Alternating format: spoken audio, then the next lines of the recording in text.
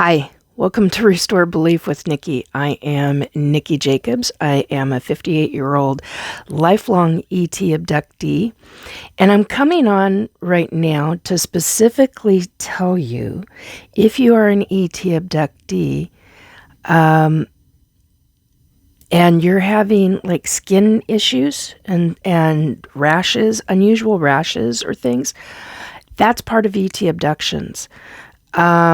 I am a moderator in, somebody put me on as a moderator in a group chat. And somebody had posted in that group chat, and it's a public group chat. Somebody had posted in that chat about having a skin rash on the back of their neck. That's very common. It's very natural and very normal. Excuse me, as an ET abductee. And I'm losing my voice. Just a second, please. Okay, let's try that again. And this person was writing, and other people are essentially making fun of them because, hello, it's a rash on the neck, and why would you have a rash on the neck, and why are you posting in an ET abduction group? Well, hello. For those that don't know, the human body will have all kinds of different reactions to devices that the ETs, that the extraterrestrials are using on our human bodies. I've known people, and since this came up and was brought to my attention again, it's something that I'd completely forgotten about, because it's something that I deal with all the damn frickin' time, and I have for years. Only I didn't understand that they were from ET abductions. Now that I know that, and I know what to watch for, I've even had people come to me going, my spouse has this burn mark. It's a burn mark, and it was a shape of the person's head, but it was the shape of a device on the person's head, is how I should say that. And they were actual radiation burn marks. So yes, it can happen.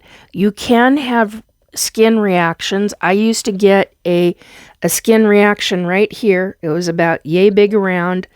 I used to call it the size of an American $50, but it was bigger than that, significantly bigger than that. But it gave the idea of how big. Now here's a mirror, and you could see how big that mirror was. It wasn't anywhere near, because that would have covered my entire arm, but it was big enough. It was this big. It was big enough to cover my wrist. And anytime I had an abduction, I came back with a circle mark. I had this happening for, months into a couple of years. And it was like a burn mark that would eventually disappear. It could be gone within 4 hours after being returned, or it could be gone within 3 or 4 days. Now, with the way my body and my skin heal, those are things that you have to take into consideration. How fast does your body heal? Say if you get a slight, like a paper cut, or you cut your fingers accidentally because you're cutting veggies or something. How long does it take for your body to heal? Well, how long did it take for that situation for me, that circle mark on my wrist or my arm? How long did it take for that to heal? So I had to take those kind of things into consideration. That's something that is very rarely talked about, and I wanted to come on and give that piece of information, because it's not widely talked about.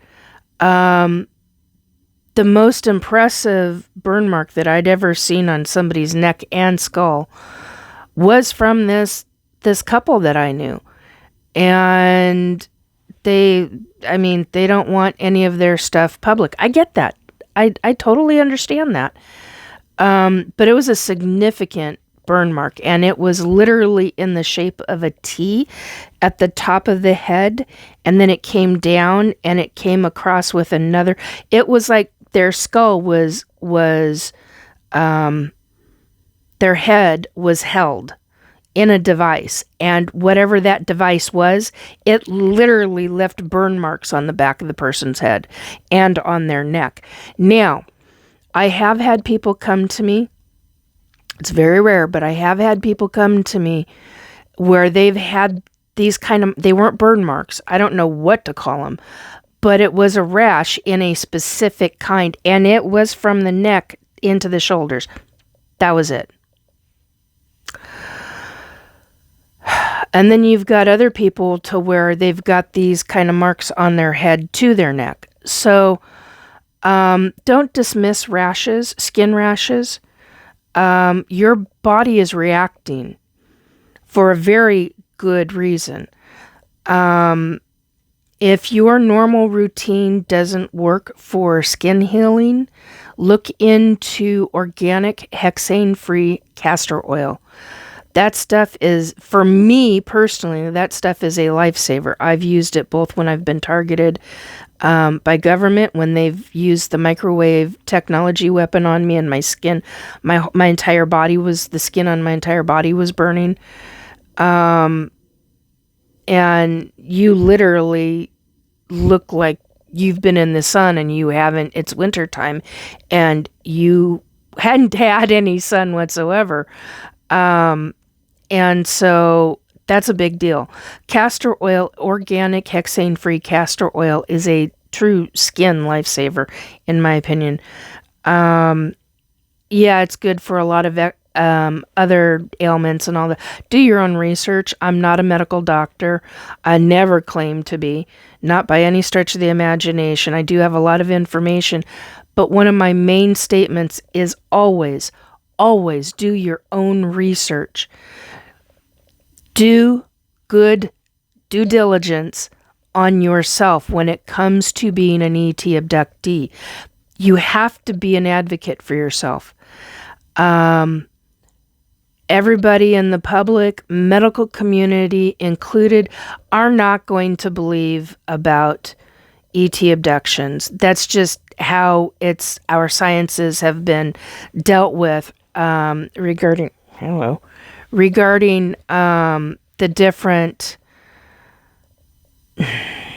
well, it's a different form of sciences that is being used on our human body versus the sciences that we have on this planet.